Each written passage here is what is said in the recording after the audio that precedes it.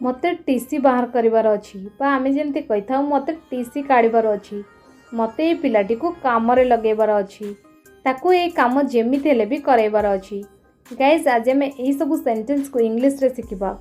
आपण माने देखि पारथिबे एई सब वाक्य रे सब्जेक्ट निजे काम करूनी काम करैबा एई विषय रे सूचना मिलुछि हमकु। सब्जेक्ट गोटे अन्य काहा द्वारा बा ऑब्जेक्ट द्वारा कामटा को करौछि। एई सब सेंटेंस को आमे कहिथाउ कॉजेटिव सेंटेंस बा कॉजेटिव वर्ब जो यूज हे सेई वर्ब को आमे कहिथाउ कॉजेटिव वर्ब। एई भली सेंटेंस को आमे कहिथाउ जोटी सब्जेक्ट निजे काम न करिथाए अन्य द्वारा करैथाए तो सेई भले सेंटेंस को आमे कहिथाउ कॉजेटिव सेंटेंस। चलंतु याकु व्यवहार करबार कंप्लीट स्ट्रक्चर जानिबा। प्रथमे आपनको लिखबा पड़िबो सब्जेक्ट तापरे इज एम आर तापरे टू गेट तापरे ऑब्जेक्ट लास्ट वर्ब रो थर्ड फॉर्म माने पास्ट पार्टिसिपल फॉर्म। तो चलंतु देखिनबा किछ एग्जांपल जहां पर आपनको आहुरी भलो भाबरे बुझा पड़ी जिवो।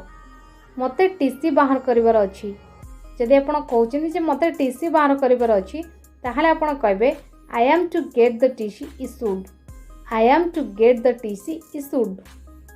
मते ए पिलाटी को काम रे लगेबार अछि I am to get this boy employed.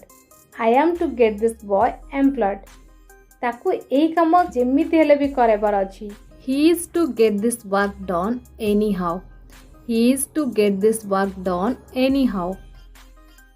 मते ताकू माड़ खुआइबार अछि I am to get him beaten.